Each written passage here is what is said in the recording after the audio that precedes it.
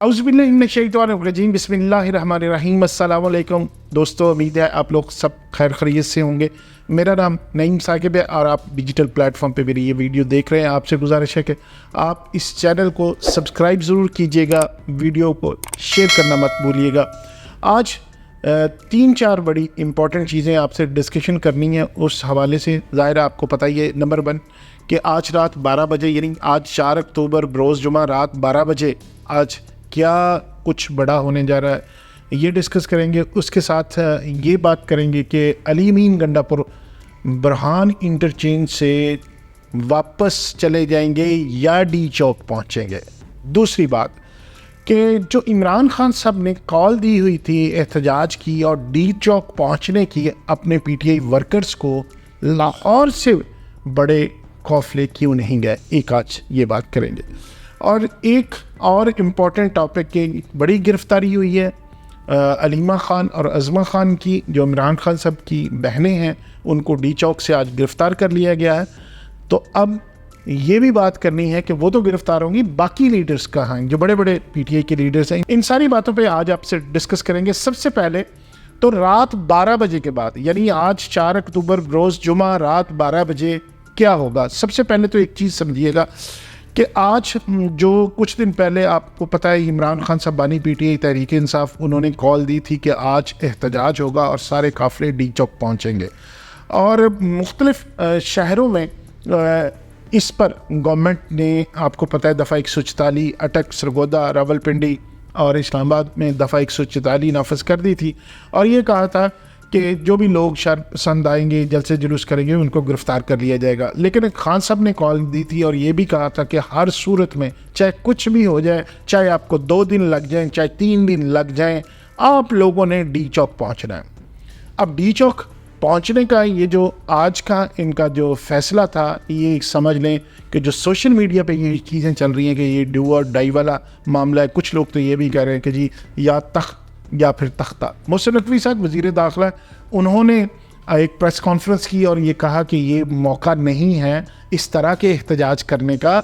आज मलेशियन वज़ीर आज़म आए हुए थे, आप ना आएँ डी चौक और इस तरह का एहतजाज ना करें। इसको कुछ अरसे के लिए 5 अक्टूबर से 16 अक्टूबर तक, आपको पता है कि शंघाई तावन की तंजीम का जो इजलास हो रहा है, तो वो इजलास के सिलसिले में बड़े फ़ॉरेन डेलीगेशंस आ रहे हैं, बड़े बड़े मुल्कों के सरबरा आ रहे हैं, वज़राए ख़ारजा आ रहे हैं। तो उन्होंने ये कहा था कि आप अब एहतजाज ना करें, इसको मौखर कर दें।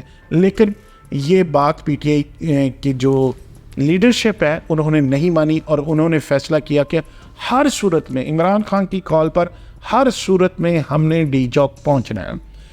अब फिर जो होता है हुकूमत के पास, हुकूमत ने ये किया कि उन्होंने पूरे शहर को सील कर दिया, कंटेनर्स लगा दिए और कई जगहों पे तो कंटेनर्स की वो डबल वो कह लें कि दीवारें खड़ी कर दी और उनको ये भी कहा जा रहा है कि उनको शायद वो वेल्डिंग वगैरह करके जोड़ भी दिया गया। लेकिन एक चीज़ समझ में आती है कि इस वक्त पूरा शहर जो है, जुड़वा शहर, उनको एक तरह से सील कर दिया गया और इस वक्त डी चौक में जो अभी देख रहे हैं उस वक्त कोई बहुत बड़ी तादाद पीटीआई की नहीं पहुंची। ये तो था आज का सारा जो आपको सारा दिन चलता रहा। कहीं पे ख़बरें आई कि कुछ लोगों को गिरफ़्तार कर लिया गया, तकरीबन डी चौक से 400 के करीब लोग जो इक्का दुक्का आते रहे, उनको गिरफ़्तारी उनकी हो गई। लेकिन आज हुकूमत ने एक नोटिफिकेशन जारी किया है, जो मैंने बात की थी कि रात को 12 बजे के बाद क्या होगा। आर्टिकल 245 के तहत इस्लामाबाद का कंट्रोल 5 अक्टूबर से 16 अक्टूबर तक यानी 17 की रात तक ये आपको जो फ़ौज के हवाले इस्लामाबाद को कर दिया गया। आज 12 बजे रात को फ़ौज तैनात हो जाएगी इस्लामाबाद में और पूरा इस्लामाबाद का कंट्रोल फ़ौज के पास आ जाएगा। फिर ये एहतजाज वगैरह का जो सिलसिला है उसमें काफ़ी प्रॉब्लम्स भी होंगी और अगर ये पीटीआई वाले जितने भी उनके पॉलिटिकल वर्कर्स हैं, अगर ये इस तरह बाज ना आए तो आपको पता है कि हुकूमत भी इस दफ़ा बड़ी वो कहें डिटरमिन्ड है कि हमने ये कोई इस तरह का मामला नहीं होने देना। और सबसे बड़ी बात जो कह रहे हैं कि शंघाई तावन की तंजीम का जो इजलास होना है वो इस्लामाबाद में होना है, डेलीगेशंस आने हैं, तो हम किसी किस्म का कोई भी रिस्क नहीं ले सकते, ना किसी को इस किस्म की इजाज़त दे सकते हैं। तो आज रात 12 बजे के बाद, यानी 4 अक्टूबर रात 12 बजे के बाद इस्लामाबाद का कंट्रोल फ़ौज संभाल लेगी, दफ़ा 245 के तहत, आर्टिकल 245 के तहत। अब आते हैं जी अली अमीन गंडापुर, जो सबसे ज़्यादा जो बड़ा एक कहते हैं ना तवक्कुआत का महवर था कि बहुत बड़ी तादाद में लोग लेकर आएंगे अली अमीन गंडापुर खैबर पख्तूनख्वा से, जो वहाँ के वज़ीर आला भी हैं, वो निकले। बड़ी सोशल मीडिया पे हमने देखी कि उनकी तस्वीर, कुछ लोग ये कह रहे थे कि ये पुरानी तस्वीर हैं, बड़े काफ़िले चल रहे थे। अच्छा, आजकल ये भी बड़ा चल रहा है कि एक अगर कोई तस्वीर पोस्ट करता है या वीडियो पोस्ट करता है तो दूसरी जानब का वर्कर उससे पुरानी को 2-4 साल पिछली एक वीडियो निकाल के दिखा देते हैं कि ये तो पुरानी थी। अच्छा, इतनी जालसाजी ये कर रहे हैं सोशल मीडिया पे, यानी पब्लिक भी बहुत ज़्यादा जालसाज होगी, या वर्कर्स एक दूसरे को दिखाने के लिए कि बहुत लोग हैं, एक दूसरे का हिम्मत बढ़ाने के लिए, एक दूसरे का हौसला बढ़ाने के लिए कि लोग इतने आ रहे हैं, बस आप तैयार हो जाए। लेकिन ये बहरहाल मानने वाली बात है कि 4-5 हज़ार सुना है, जो खुफिया एजेंसियों की रिपोर्ट्स हैं, जो हमने मुख्तलिफ इंफॉर्मेशन गैदर की, उसके मुताबिक 5-7 हज़ार लोग उनके साथ वज़ीर आला खैबर पख्तूनख्वा अली अमीन गंडापुर के साथ आ रहे हैं। लेकिन हुआ क्या है कि बुरहान इंटरचेंज, जिसका फ़ासला इस्लामाबाद से अगर ट्रैवल टाइम अगर लगाएं तो वो तकरीबन 1 घंटा 10 मिनट के करीब नॉर्मल अगर आप स्पीड से आते हैं। लेकिन वो उनका आखिरी जो इतलात आई थी, उनका काफ़िला बुरहान इंटरचेंज पे रुका हुआ है, क्योंकि वहाँ मोटरवे के ऊपर ये खंदक खोदी गई, वो उनको खोद दिया, ज़ाहिर है वो जो साइड रोड होगा, जो लिंक रोड होता है, उसको खोद दिया गया है ताकि वहाँ से काफ़िला ना गुजर सके। और उसके बाद ये कहा जा रहा है कि वहाँ पे शेलिंग हुई, उन पीटीए की तरफ से ये प्रोपेगेंडा भी किया जा रहा है कि जी हमारे कारकुन पे वो गोलियाँ चलाई गई हैं। और जब ये प्रोपेगेंडा उनकी तरफ से किया जा रहा था तो साथ ही नून लीग के कुछ जो वो कह लें कि अकाउंट्स हैं, ट्विटर के अकाउंट्स हैं, उनकी तरफ से वो ही दिखाया जा रहा था कि ये पुरानी वीडियोस है, ये कोई ऐसी बात नहीं हुई। खैर, चूँकि इंटरनेट बंद है, चूँकि आपको पता है मोबाइल सर्विसेज भी बंद है, व्हाट्सएप भी बंद है, तो बहुत ज़्यादा जो कह लें ना कि फेक चीज़ों का ख़दशा भी है कि कोई एक दूसरे को नीचा दिखाने के लिए, एक दूसरे को बड़ा दिखाने के लिए, तो अपनी पार्टी को बड़ा दिखाने के लिए वो फेक चीज़ें भी शेयर की जा रही हैं।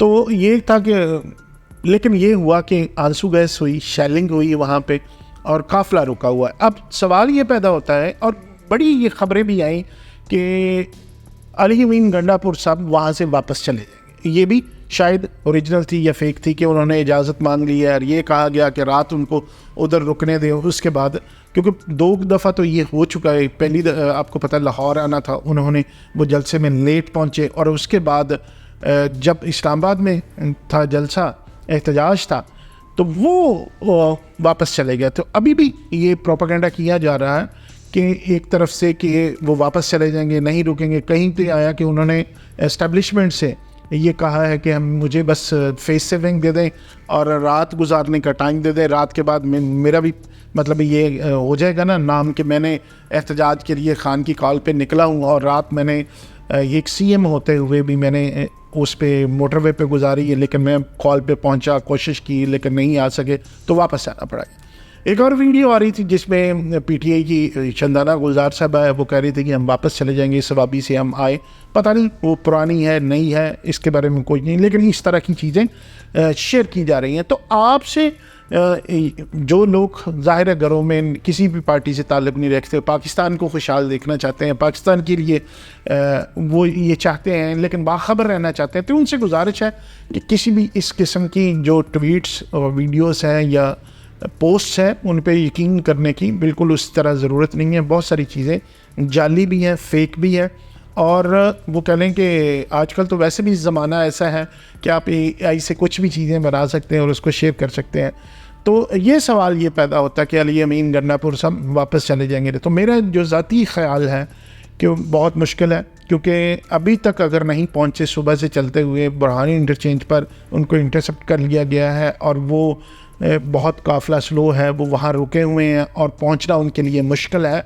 तो अगले 1-2 घंटों के बाद, आपको पता है इस वक्त तकरीबन रात के 9 साढ़े 9 बजने वाले हैं जब मैं वीडियो रिकॉर्ड कर रहा हूँ, तो फिर 2-3 घंटों के बाद जो सारा सिक्योरिटी के इंतज़ामात हैं वो फ़ौज ने संभाल लेना इस्लामाबाद के, तो फिर बहुत मुश्किल है कि वो डी चौक, क्योंकि हुकूमत ने किसी किस्म का भी रिस्क नहीं लेना कि जो शंघाई तावन तंजीम का इजलास होने जा रहा है उसमें किसी किस्म का भी रखना पड़े, किस किस्म की भी बदनज़मी हो, तो ये तो होना नहीं है। तो मेरा ये ज़ाती ख्याल है कि अली अमीन गंडापुर साहब का डी चौक तक पहुँचना बहुत मुश्किल है।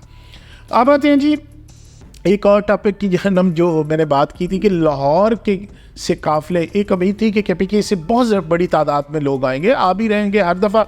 अब जो मौजूदा सूरत हाल है, मतलब अगर हम रीसेंट पास में जाएं तो कितने भी जो PTI के एहतजाज की कॉल ये जलसे से, तो उनका सारा दारोमदार ये होता था कि अली अमीन गंडापुर साहब KPK के बड़ी तादाद में KPK से लोगों को लेके आएंगी और जलसा या एहतजाज कामयाब होगा। तो अब भी लग यही रहा है कि क्योंकि लाहौर या इर्द गिर्द के शहरों से एक बहुत बड़ी तादाद में काफ़िले निकलने की कोई रिपोर्ट्स मौसूल नहीं हुई। अच्छा, इसकी क्या वजह है? लाहौर में काफ़िले क्यों नहीं निकले? ये भी एक बड़ा सवाल है कि बड़ी तादाद है, बड़े बड़े जलसे हुए मीनार पाकिस्तान में और एहतजाज भी बड़े हुए। ज़मान पार्क आपको पता है एक दफ़ा जो PTI की सारी सरगर्मियों का महवर था, बड़ी तादाद में लोग थे, यहाँ भी शेलिंग होती रही, यहाँ भी लड़ाई मार कुटाई होती रही, लेकिन यहाँ से काफ़िले नहीं जा सके।